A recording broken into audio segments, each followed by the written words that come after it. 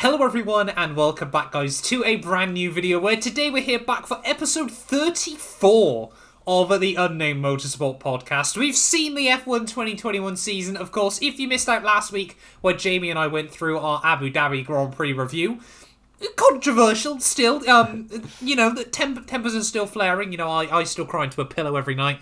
Jamie still is out there partying as you'd expect, or he was out there partying. Well, up until now, Jamie, it's all gone wrong, hasn't it? Up until the day I finished university for the term and then got COVID, which was ideal.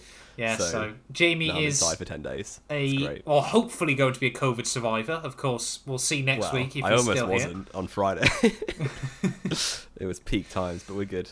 Good. A bit. I'll be sniffling a lot, but apart from that, we're all good. I'll be honest, guys, as you might tell, I'm a bit further away from my mic this week. I'm a bit worried I might catch a computer virus off him, so fingers crossed. We'll still be safe. But yeah, before we get into it though, I think we all stand together in hoping Jamie makes a swift recovery from his diseases. But yeah, today we're here back for the important stuff. The most important thing to come out of F1 2021, of course. The FIA have done their prize gala, a champion has been crowned, but far more importantly for the driver and the teams, we're here for the first annual Unnamed Motorsport podcast end of season rewards. Yes, the one that all the drivers want to win. Yeah. Max Verstappen can keep his world championship as long as he... Rather like the FIA gala, Lewis Hamilton isn't here. Yeah, Lewis Hamilton has not been able to attend this one. He might win some awards though, like the FIA prize gala. But we've come up with 6 categories. 6 categories, was it, Jamie? I've already lost count. Was it 6 or was it 7? But technically, one of them's got 3 subcategories. Yes. We've got 1, 2, 3, 4, 5. No, we've come up with 6, I think, remember? No, it was it 5? Was it 6? We don't even know how many categories we've come up with. Let's go through it and see what happens. Yeah, 1, 2, 3, 4, 5. I've got 6, I think, here on mine. 1, 2, 3, 4. I've got 5, but one of them's got three parts to it. I've got 6, but one of them's got 3 parts to it. Did you do best race of the year at the end? I didn't do overtake. No, I didn't do overtake either. Oh no. Oh, we've already bottled it, lads. We've already bottled it. Right, well, Jamie, I'm going to give you time as the podcast goes on then to bring to the table your best race of the year. But yeah, we've got best race of the year, as you've probably already guessed, because this is already becoming a train wreck of an episode. We've got driver of the year. We've got race win of the year. Non-race win of the year. Best team play of the year, our best positive and negative of the year, and like we said, that's got 3 subcategories, so that is going to be best, biggest surprise, I should say. So we've got positive team, positive driver, negative driver, and then one-off race as well, which I guess you could kind of put under... by a driver in one race. Yeah, but like the biggest surprise result of the year, rather than obviously someone that consistently did well, who had like one shining example from the season. So I don't know about Jamie. I've sort of come up with like 3 or 4 examples for each one that obviously we're going to discuss here today. Obviously as well, we are definitely going to forget some ones. So please let us know down in the comments, obviously ones that we've completely forgotten about for this one. But Jamie, driver of the year then. Let's kick this off with the big one. Unsurprisingly, my first choice of driver of the year is Max Verstappen. I don't know if anyone saw that coming, but yeah, I think to take the fight completely to Lewis Hamilton, obviously win the fight regardless how it ended. It was a deserved title, and yeah, I think it's hard to argue against the world champion when his car wasn't that dominant at all. It was maybe better for spells of the season, but overall they were fairly equal. Yeah. So yeah, Max Verstappen is my choice. Fair enough. Have you got any sort of others you'd like to bring to the front as well? I mentioned Carlos Sainz. I think we spoke about him a lot last week. He's done super well in that Ferrari this year. Obviously, new team. Best of the rest. Done really well. Yeah, finished 5th in the championship. Best of the rest, ahead of his teammate. 4 podiums to 1. Obviously, we love categorising drivers by how many podiums they get here. Exactly. Hulkenberg in the bin. Yeah, that's not what we want. Yeah, I think he's done super well. And yeah, if Ferrari do have a title challenging car next year, it'll be very interesting to see if they want to play number 2, because I don't think he will. I don't think he deserves to. So. I think a lot of people, I think there's been quite a big sort of build-up now, hasn't there, of there's a huge amount of hype around Ferrari anyway for next year. Yeah. And I think a lot of people genuinely see Carlos Sainz as a big, big threat to Charles Leclerc, and maybe just sort of upsets that Ferrari sort of quite good team chemistry we saw throughout, especially the second half of the year, haven't we? For me, though, again, I don't really think you can vote against Max Verstappen as driver of the year, can you? Not really. With a couple of exceptions through over-aggression. Didn't really put a foot wrong by himself this year. You know, a couple of times wheel to wheel. But when you look at sort of like his individual performances, when other things haven't got in the way, other cars even, he's been pretty much unstoppable this year. When he's got a car underneath him as well, of course. Others that I'd like to bring to the front, Lando Norris. Again, just like Carlos Sainz has ran an incredible season. Dominated against Daniel Ricciardo. Tailed off towards the end, unfortunately. For him, yes, but came back in Abu Dhabi. Third place in qualifying was very good. Got a bit unlucky in the race in the same sort of way as Charles Leclerc did. Well, didn't he? What's that, sorry? He got a slow puncture at the end. Got a slow puncture, right at the end, which completely killed him. Obviously, like we've said many times, could have won Spa, albeit because of qualifying. Could have won Monza, had McLaren let him race Ricciardo, and should have won Russia as well, or could have won Russia, I think is fair to say. People would have been hyping the championship so much then, because Lando won 3 in a row. That'd have been, or 3 out of 4, wouldn't it? Yes, yeah. That'd have been crazy. Yeah, McLaren could have really been picking up a lot of momentum in towards the end of the season there. Pierre Gasly, I think, is another one, obviously, who's just been super consistent all year. Obviously, there's been a couple of weird races, like Qatar is probably a good example, where AlphaTauri just had no pace for some reason, just completely took the strategy the wrong way. Start at the front row, and it's really annoying. Yes, but I think hasn't Gasly this year scored more points by himself than AlphaTauri have ever scored as a team before, which is insane, even when they were Toro Rosso? Yeah, that's true. And he's obviously 21-1, his teammate. Yes, did completely put away Yuki Tsunoda. Yeah, well, Tsunoda was just really good at Abu Dhabi. Was very good in Abu Dhabi. Although Gasly still finished 1 place behind him. So. Yes, last one as well, I think we've got to put in the conversation of right up there this year. I still want to say Lewis Hamilton. And a lot of it's for those only final because few races. Are so high, Yeah. I mean, if this... there were many of a long period of the season he just wasn't performing to his level. Yes, I don't think. And this is the thing, like, isn't it? If Bottas had done everything Hamilton had done in that car this year, we'd be going, like Bottas is driver of the year, wouldn't we? Or we'd be like, he brought the fight to Max. But where it's Lewis Hamilton, of course, where he's had so many great campaigns, it's pushed him in a very different way this year. Like I think we've said, he's probably ran his most Prost-like season we've ever seen. Rightfully deserved the championship as well at Abu Dhabi.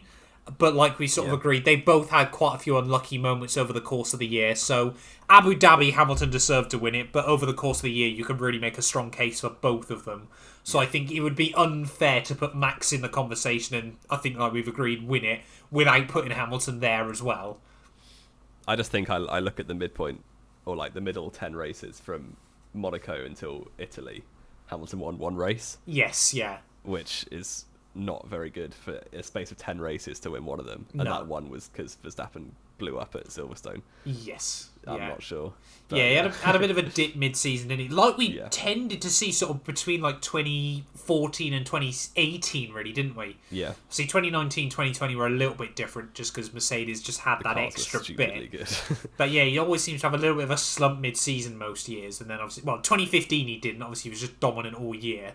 But yeah, we sort of see like that little sort of Hamilton, he gets a bit focused on other things going on around. Yeah. And then, obviously comes back absolutely swinging towards the end of the year. He was doing super well the last few races. Yeah. And like we said, obviously, really he did do everything still to deserve to become world champion. Oh, yeah. So, I think, though, it's, safe to say, really, there's no one else you can put there. Driver of the year goes to Max Verstappen. Have we got any words from him to collect the award tonight? No. He hasn't joined us. No. He's too busy singing Supermax in Abu Dhabi still. Yes, I can't believe, I don't know if you've seen, that song's like #1 around the world still at the moment. It's insane.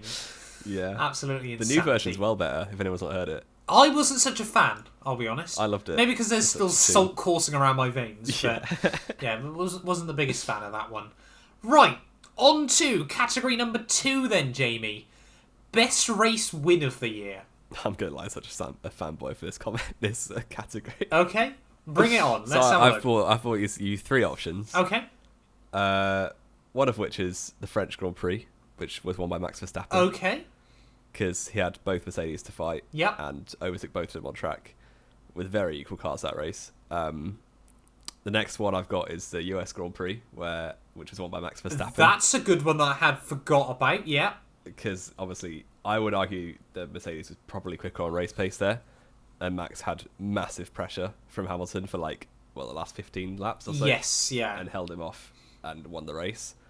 And then my final option is the Styrian Grand Prix, won by Max Verstappen.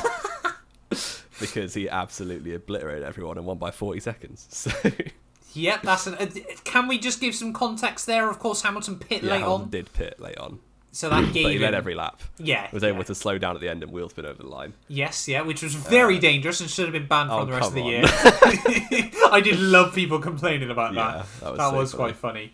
So obviously to quickly talk about those then, I've got France on my shortlist as well, so I think that's certainly one for the running. USA, yeah, I completely agree. I think that one was one of the races where had Lewis won that, it would have completely changed the momentum later on in the year. A killer blow, I found. Especially if Max had made a mistake. Yeah. And then the third one, Styria. I think, don't get me wrong, dominant display by Max, but gotta remember, Red Bull had quite a big advantage car that weekend. They brought a load of upgrades.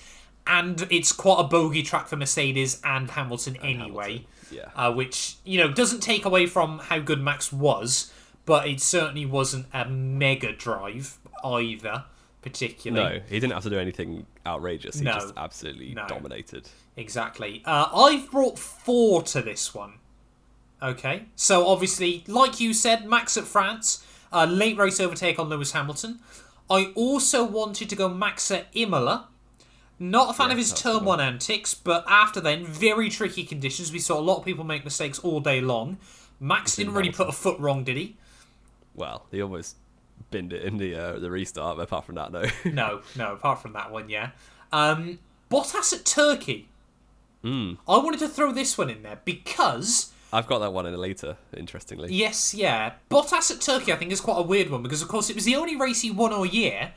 And he won it with ease over Max Verstappen. Yeah. Now, Mercedes... In conditions that last year he was horrendous in. Exactly, yeah. We thought it was just going to be another absolutely fraudulent display by Bottas. But, yeah, dominated that one. Mercedes had a small car advantage that weekend. I think we can all agree. Yeah. But you'd expect Max Verstappen still to be able to give him a run for his money. And Max just really had no answer that weekend. No. Yeah, Bottas. I don't know. He just suddenly turned up. It was when he got sacked, basically, from Merck, wasn't it? That he just had a spell of, 4 races doing really well, and then they kept giving engine pens. Yeah, you just kind of saw him, the pressure seemed to come off for Valtteri Bottas, and he seemed to just be comfortable in his ability again. But I think for me, and I know exactly what I'm going to say here, there can be no other race than Brazil. I'm sorry. I just think the way that car was, no one else was ever going to win that race. But Max Verstappen tried to make sure he didn't, and he couldn't make that work. Incredible how fast the engine was that weekend. But Hamilton, you could tell by the way Hamilton was driving, though, even from free practice. Yeah. Hamilton decided that weekend, it was one of those ones that we see a few times a year, where Hamilton goes, right, I'm winning this one, and no one else gets a look in. It is also true that without a sprint race, he wouldn't have won that. And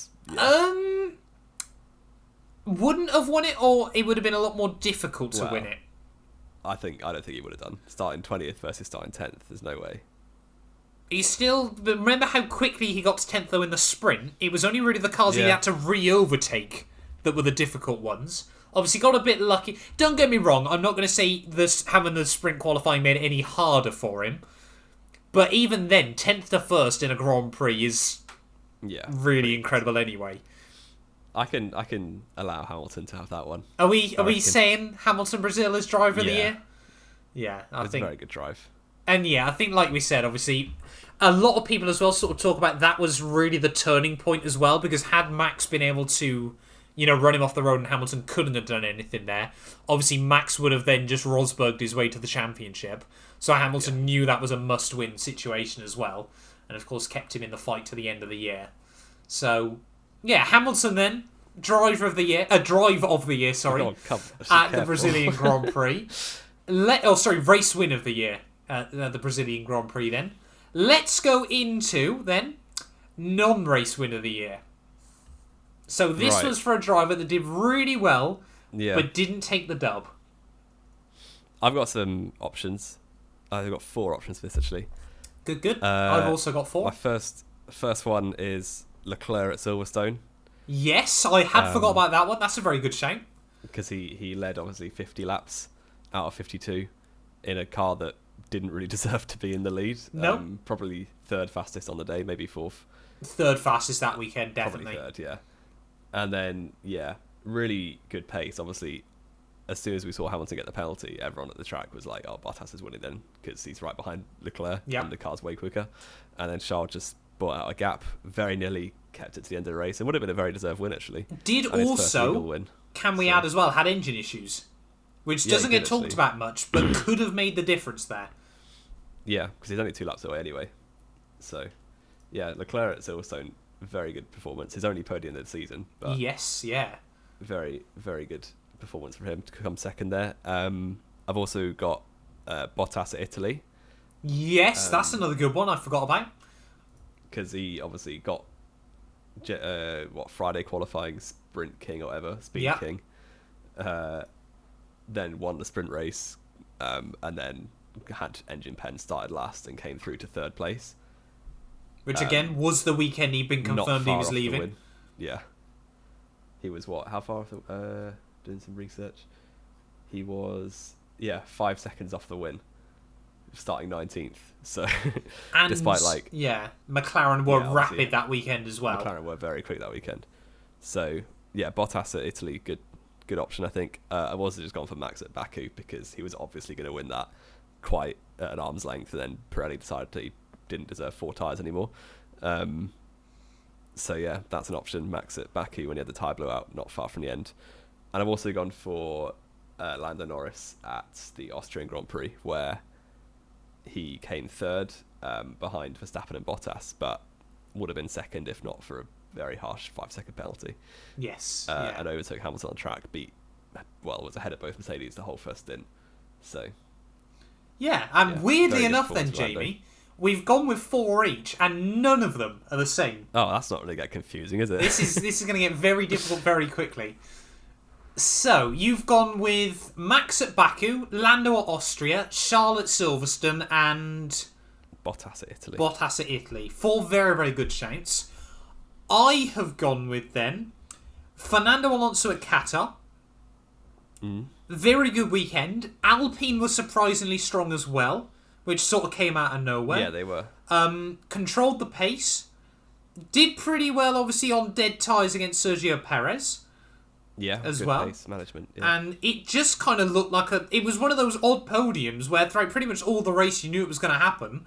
And I think, to be honest, that showed why it was such a good race by Fernando Alonso. Yeah. And nice to see him back on the podium. Pace from nowhere. Similar sort of vibes then. Seb at Baku. Yes, I'm putting Seb as a positive in this. What is Who would have thought it? Got a bit lucky with the tyres, and obviously his teammate getting a puncture, so obviously got the call then. But, has to be said as well, did very, very good on his tyres early on in the race. And again, a bit like Alpine at Qatar. Aston Martin really just looked good that weekend, which was good to see. Yeah, when they've been like 7th the rest of the season, pretty much. And then they just suddenly have a random good weekend at Baku, yeah. Yes, yeah. My sort of side ones, though, land a bit like... This is sort of more like your vibes of Max at Baku as well. Lando at Russia. Oh, that's a bit different. He messed up himself. Messed up himself, but up to that point had done really, really well. Yeah. And looked in control of that Grand Prix. And then, last but not least, again a bit controversial, so I wanted to put it in the conversation, but I don't think it'll win it. It's Hamilton at Abu Dhabi. No, it's not. Oh. It's George Russell at Spa, because that qualifying lap was insane. That lap was incredible. Yeah.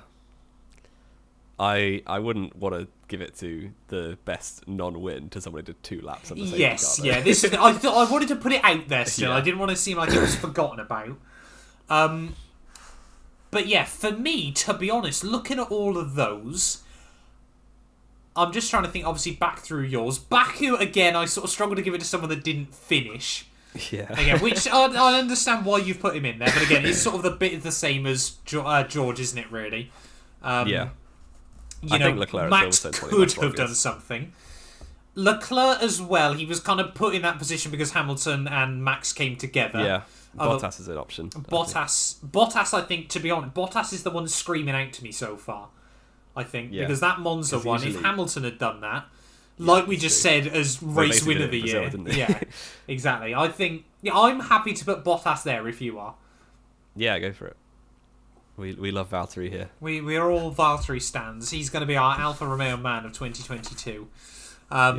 Yes, so there we go then. Funny show. Mercedes picking up more silverware then. Valtteri Bottas wins best non-race win of the year. That sums up Bottas really, doesn't it? Yep, the best at not winning.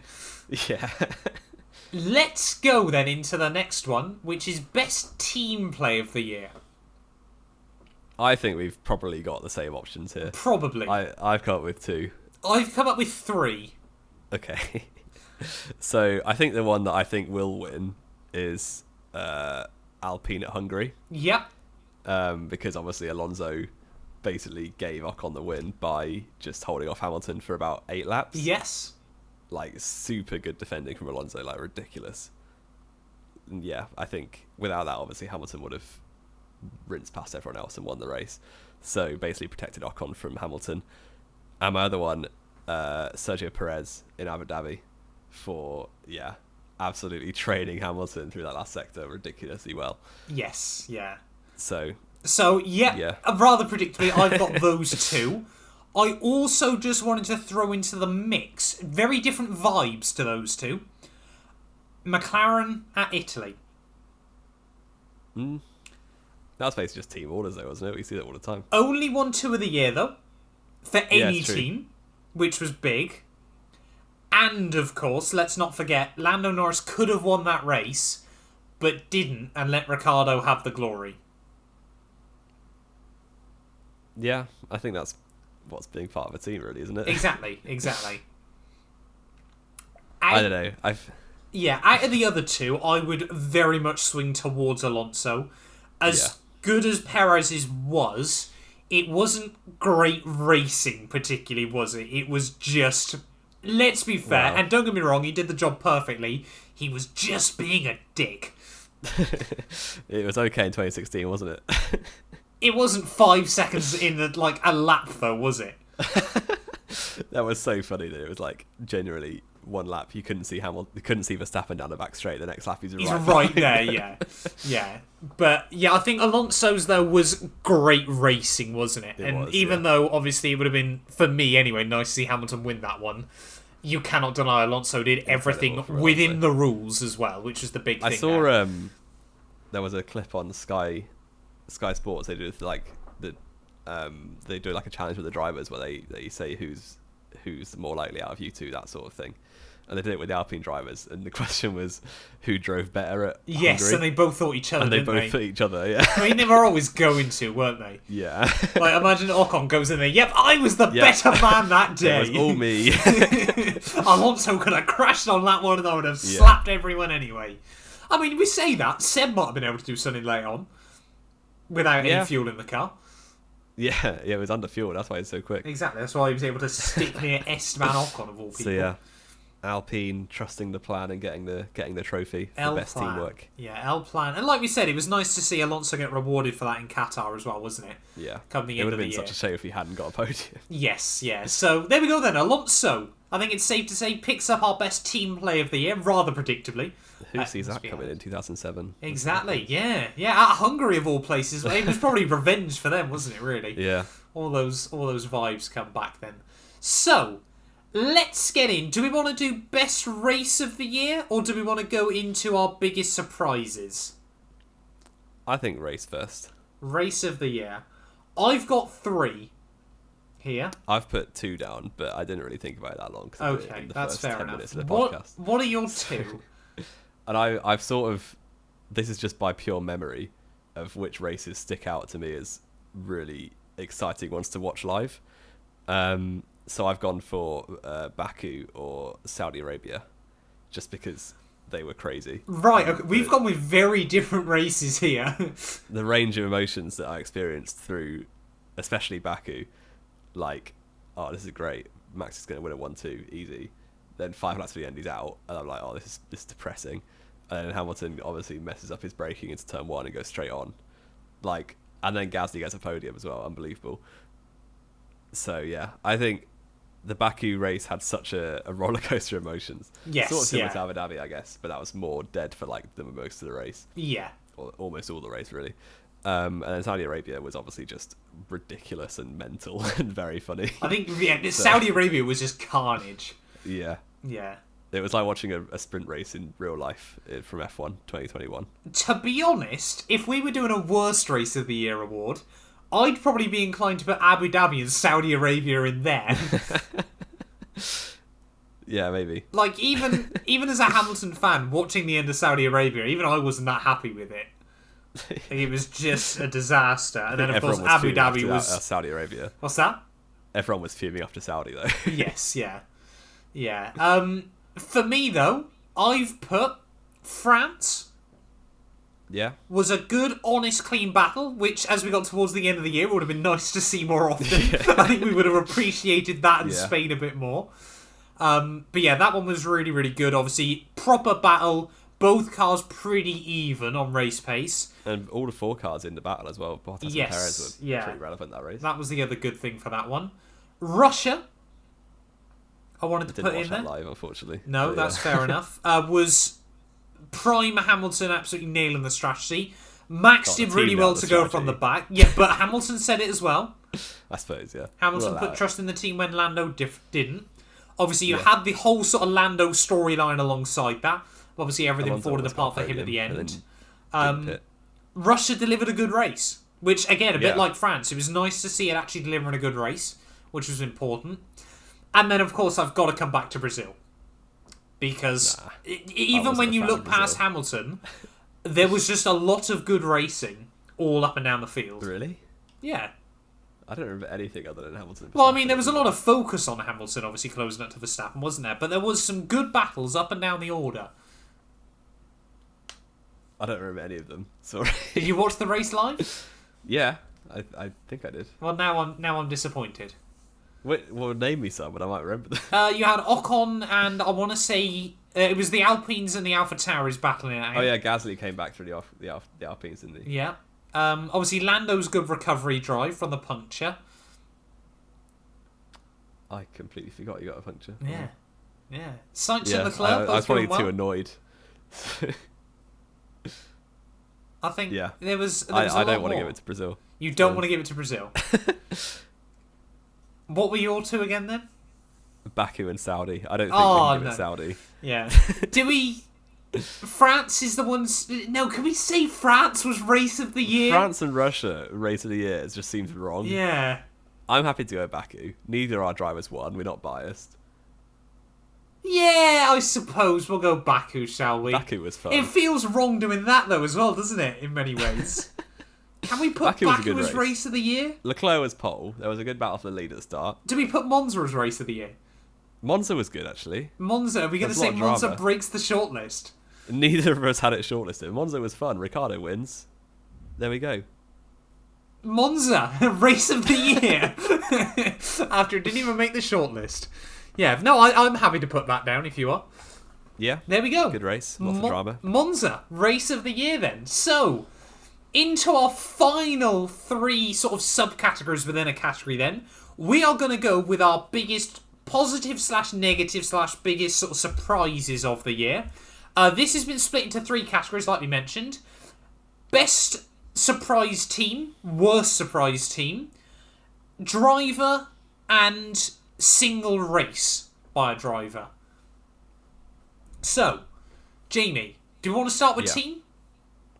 Okay. I think it's probably quite predictable because the team performance is quite static throughout the whole year. So I've gone for the positive surprise comparing to 2020. I've got Red Bull / Ferrari, probably Red Bull just edging it because they were genuinely usually getting on for a second off the Mercedes most of last year. And yeah, came with the fastest car to many races this year. And most races this year. Very close, yeah. So I think Red Bull were, absolutely nailed it. Obviously the regs played into their hands quite a lot, or played against Mercedes more so, but they still nailed it and really ran a very good season. Didn't win the Constructors' Championship, though. Didn't win the Constructors. No. That was mainly down to Perez, to be honest. Yeah, well, I mean, they were basically just throwing Perez under the bus later on in the year, weren't they? You touched on my team there. I'm putting Ferrari as my biggest surprise of the year. I almost went for them. They came back from 2020 very well. Horrendous 2020. Built a really good car for 2021. Or not towards the start of the year, but brilliant teamwork. Consistent. 2 fantastically consistent drivers. And let's not try and take away from them either. McLaren should have probably been further ahead later on into the year. It should have been Ferrari either just edging them out in the final couple of races, but where Ferrari had been so consistent early on, actually ended up walking it after McLaren really dropped the ball in the last few races. Yeah, McLaren should have absolutely smashed the first half of the season, really. They were 3rd fastest most races. Yes, yeah.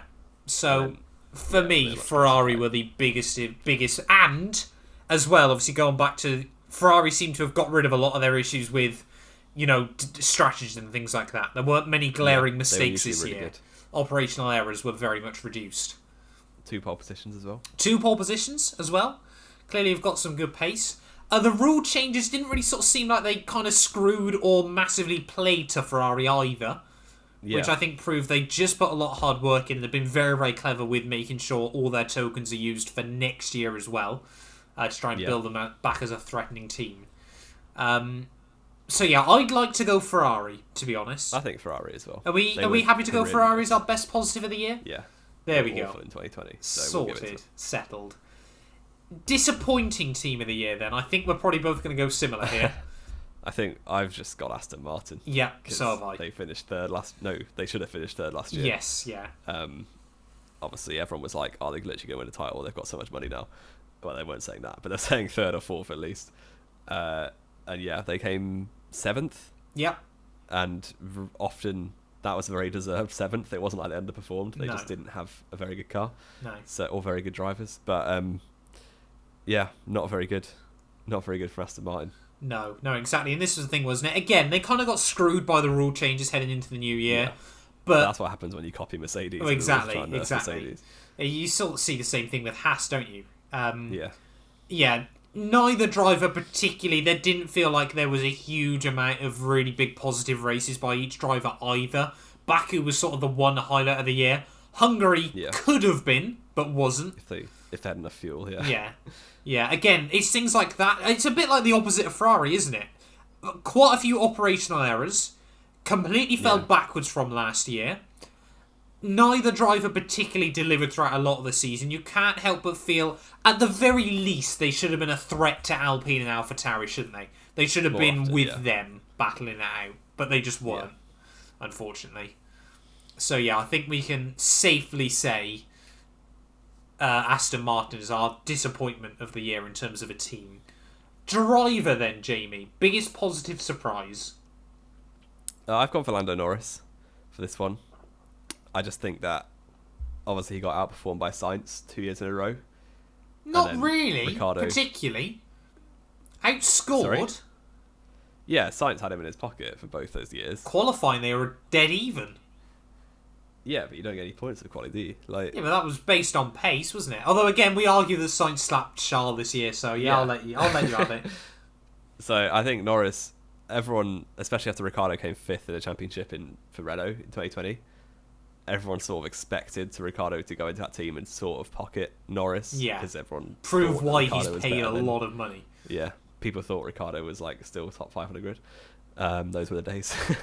And yeah, I think Norris has really, really shown how good he is this year, because it's always hard to get a barometer on the midfield drivers effectively, but I think Norris, we can safely say, is absolutely could be a champion in the right machinery. Yes, yeah. And that's basically just been from this year, especially first half of the season. And I think very good performances as well for Lando Norris, isn't it? It's been a very big year of growth for him as a driver. I think he's matured a lot as well. We've seen. I'd also like to throw into the mix Pierre Gasly. Yeah. All aboard that Gasly hype train now. Mega in qualifying pretty much all season long. Like I already said, obviously outscored by himself more than AlphaTauri have ever done as a team before. Yeah. Helped by a pretty decent car, but again, I feel most weekends he overdrove it as well. Managed to put it into some races. He was normally battling towards Ferrari and McLaren, which I'm massively pocketed his teammate. Yeah. Tsunoda was obviously in the bin again. Rookie driver though, but I'm more than happy to put Lando Norris as our positive surprise of the year. I think he deserves to win something after the season he's had. Yes, yeah. So there we go. Lando Norris, our positive driver surprise of the year. Then negative driver surprise. Then Jamie. I found it difficult to actually pick one for this because looking at the championship, I don't think there's been anyone that below where they should be or like that horrifically bad. I ended up going for Tsunoda, which just because of where Gasly has been all season and until the very last race, Tsunoda's just been nowhere near really. Like he did well in Bahrain, and then that was sort of it. Yeah. He did well in the Middle East, and that was all he did all year. There's 20 races between them. Yes. So yeah. Yeah. I feel a bit unfair putting him in the negative surprise category for me. Remember, he was an F2 rookie last season. Yeah, he's come up very quickly. AlphaTauri kind of pushed him into that seat because they didn't want to put Albon there, because they didn't want to admit they were wrong, which was a bit difficult. So I think for me, and obviously the fact they've given him another season next year kind of, I think, means they were aware of they probably pushed him in a bit too soon. He could have really done with an extra year of Formula 2, and I think, he probably would have been second overall, I want to say, in F2 this year. Second or first, yeah. Yeah, he wouldn't have beat Piastri. Piastri's on another level. Piastri was ridiculous this year, to be fair. Yeah, so for me, for sort of that reason, I've gone with Danny Rick. Like we said, should have pocketed Lando. You say he sort of finished where you'd expect him to. Had we seen Danny Rick of old, he would have probably wrapped up best of the rest. Or at least been with them. The fact that it was Leclerc, Sainz and Lando battling and Ricciardo wasn't there was a bit disappointing. He was probably why McLaren didn't get P3 overall in the Constructors when they probably should have. Yeah, or he was the thing holding them back. And again, obviously, Monaco for him. I run these streets. Oh, that was so bad. Did you see the F1 video? Yeah, I was going to mention that. The predictions, that was so funny. Him saying Monaco was going to be his race of the year, and they're like, no, it was not. Those streets. Yeah, not good. Not good at all. Not good. Yeah, so I swing more towards Ricciardo because, again, I didn't really have many expectations, so Tsunoda wasn't a negative surprise. Yeah. I wanted to ask you as well, quickly, talking about Tsunoda, how well do you reckon he would have done in that Haas? I think you're so limited by the quality of the car that you can't do anything. I think he would have been on par with Schumacher. Yeah. Obviously, we saw most of the season Schumacher had the edge on Mazepin, but doesn't really matter when the car is so horrendous. No, exactly. But that's sort of what I wanted to compare him to. Awful lot. I don't think the rookies. I think this crop of rookies in 2021 has been the worst for a while, to be honest. They've been pretty lackluster, haven't they? I still have hope for Mick and Yuki. Yeah. I don't want to completely write them off yet. But they haven't had a good and I think season. This was something very, very interesting I read a couple of days ago as well, obviously talking about Mick Schumacher at Haas. You kind of feel sorry for both him and Mazepin. The fact that neither of them had an experienced driver to learn from. Yeah. Obviously, they've had an awful car all year, and there's no one that can sort of give them feedback that's got a benchmark from elsewhere. Or knows how to set up an F1 car. Exactly. We kind of saw the car towards the end of the year. It wasn't actually that far off. No. But, yeah, just it's like very, very difficult. When the 2019 rookies, Norris had Sainz? Yep. Yeah. Albon obviously had Kvyat. And then Verstappen. Yeah, and then Verstappen. And then Russell had Kubica, who, while was out of the sport for a while, was still experienced. And he pocketed him. Yeah, and he did really well. So, I don't know. It's always better, I think, for a rookie to have a driver to learn from, which is why Guanyu Zhou is going to trounce all of them next year. Really, he's going to learn so much about him not to defend from Valtteri Bottas. He's going to learn how to be the best non-race winning driver. Exactly. Yeah, so I'd want to put Ricciardo in there out of anyone. Yeah, I think Ricciardo is probably fair enough. Yeah.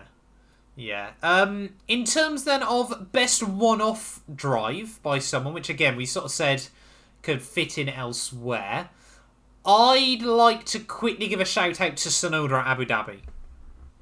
Yeah, he did well. That was surprising as well, which I guess is the whole point. Yes, yeah. And again, obviously, a bit like the best non-race win of the year. Yeah, that one kind of came out of nowhere, didn't it? Proper sent it on Bottas as well. Yeah, it was the complete prime screw it, it's Bottas energy. Yeah. Bottas tax in like encapsulated. Yes, yeah. Yeah. Any for you particularly? This one was kind of a bit of a... I've gone for Bottas in Turkey because... Yes, literally after qualifying when... Did Hamilton have a grid penalty that race? Yeah, but you already knew that going into the weekend, didn't you? Yeah, so when it was meant to be Bottas on pole with Verstappen in second, I was like, oh, that's easy Max win then in the wet. Yes, Bottas is horrendous. He's going to spin out 16 times again. But then Bottas surprised us all by not spinning. And winning at a canter. Yeah, it was a pretty dominant display, like we said earlier on. He kind of just won it. It was like, yeah, I'm off to Alpha. Yeah, see you later. Yeah. So, yeah. I think I'm more than happy to give that to Bottas then. So Bottas has won best non-race win of the year and best surprise drive of the year then. Yeah, we love Bottas here. Worst Never surprise drive. I've gone for one you've probably forgotten about. Because I've gone for Perez in Austria, where obviously he got unfortunately pushed into gravel by Norris at the start, but then from there on spent the whole race just killing everyone. Yep. Specifically Leclerc, where he just every time Leclerc was after blood. He just shoved him off. Yeah. So it wasn't great driving from Perez at all. No. And especially when his teammate dominated and he was busy fighting Ferraris for 6th. Yes, yeah. If Gasly does that, he gets executed. Gets the boot. So yeah. I had, to be honest, forgot about that one. I've gone with 2 from the same Grand Prix. Hamilton at Monaco. Yeah, that was true, actually. And Ricciardo at Monaco. Hamilton was terrible. Hamilton is such a fraud at Monaco, though. He absolutely loves bigging himself up because he's like Ayrton Senna reincarnated. And then every time he goes to Monaco... But like we always say, he isn't Ayrton reincarnated. He's Alain Prost. He's not. And it's hilarious because he thinks he's Senna. I don't think he believes he is anymore. No, he doesn't. And I think in many ways, he's a lot better than Senna. He's a much more well-rounded driver. Yeah, he's a much better rounded, which is why Prost is better than Senna as well, because he had much more smooth edges. But then Senna beat Prost. As we kind of saw this year, to be honest. Many times. Yeah. By the end of this year, really, wasn't it? Yeah, I suppose. Senna versus Prost. Hamilton's never been that good at Monaco, I don't think. No, it's not been his best track most years. Then again, generally... he hasn't had a car that's particularly suited to Monaco either. Because most of his cars are designed to win championships, not designed to have all the aero on them. Yeah, I suppose. But Bottas pocketed him in qualifying. He spent the entire race weekend battling Alpha Tauris and Seb. Or Gasly and Seb, really. Very he was an absolute pleb in the interviews afterwards as well. I don't remember that. To be fair, it was the one race I didn't watch this year in live. He was all like... have you got a lot to learn from this race? And he was like, well, our team has. I did all I could. Yeah, yeah. Which is not the best attitude, I think, from a 7-time world champion. And let's be fair. And if you want to be argued as the greatest qualifier of all time, you can't be half second off your teammate around the driver's track as well. Yeah. Yeah, it was just... behind Gasly. Yeah. What is that? A very, very odd weekend from Hamilton. Yeah. Like, you feel like there was something else going on there that we might hear about in like his autobiography or something like that. Oh, I'm so looking forward to that. That is going to be such a read. Why did they swap the engineers in 2016? Yeah, that is going to be such a... There's so many... Like, Spygate... Obviously, 2008, 2009, 2010, 2012, 2011... Pretty much every year. Every year. There's massive talking points. Yeah. That is going to be such a much. read down the line. And then, of course, Ricciardo, again, like we mentioned, obviously running those streets. Has it on his helmet as he gets lapped by Lando. Lapped by his teammate, yeah. I think, for me, that was the glaringly bad race weekend of the year. So much hype as well going into it, obviously, with a Gulf McLaren as well. Ricciardo going, this is where I'm back. And it just fell apart for Ricciardo. I'd rather give it to Hamilton, because we've already slandered Ricciardo in this video. Oh, I don't know. Hamilton didn't get lapped by his teammate. Bottas was going to finish second that race. Yep. And Hamilton would have been 8th then if Bottas finished. That's horrendous. Oh, I'd happily give it to both of them, I think. I can't, in my right mind, yeah. I can't let Ricciardo off like forward watch for 4 that. seconds off getting lapped. Wow. That's funny. Yeah. I'm happy to give that to both of them, I feel. Okay. Is that fair? Are you... Yeah. Yeah. Fraud in Monaco. Yeah. Frauds in Monaco. Monaco frauds, yeah. The guys that get paid the big bucks. And Hamilton normally earns his big bucks. But yeah. Not this year. Frauds in Monaco. Exactly. But there we go then, Jamie. I think that's us done for the Driver of the Year awards here in F1 at 2021. Like we said, we've definitely missed out some glaringly obvious ones, so let us know down in the comments below. But yeah, anything else you'd like to add? Not really, I don't think. No. Just that Hamilton definitely isn't retiring, the one bit of news this week. Yes, yeah, that was... Yeah, Hamilton's not going to retire, let's be fair. I cannot wait for that to bite us back. Rosberg beat him again in Extreme E. 2 out of 2. Yeah, I saw that. Well, not really 2 out of 2. It's 2v2 so far, isn't it, really? You're only as good as your last 2 championships. I'll behave. Behave, yeah. Again, I'd just like to obviously mention quickly, the podcasts aren't going away anytime now, of course. I hope everyone has a wonderful Christmas. Obviously, we'll hopefully be back next Tuesday, even. Obviously before New Year as well, so we'll sort of talk more then. We've got like a few different ideas for things we want to do, obviously between now and next season. So yeah, there's certainly going to be a lot of like pre-season hype and things like that. But yeah, I don't think there's anything else to add apart from hopefully, Jamie, you feel better soon as well. By next podcast, you should be coming out of isolation, shouldn't you? Yeah, I'll be at home, but I won't be at home on Christmas Day, unfortunately. No, that's right in the fields, isn't it? Yeah. But, yeah. Thank you all so much for watching, though. I want to personally say a massive thank you as well for 29,000 subscribers. We've almost hit 30k. You guys are insane. I think we were like on 26k last week. You guys are smashing out the park. Yeah, it's mad at the moment. It's all me carrying the channel, that's the thing. Exactly. This podcast is clapping it for us. But yeah, thank you all so much for watching nonetheless. And yeah, we'll be back next week out. Not quite decided what we're going to do yet. But yeah, we'll see you guys very, very soon.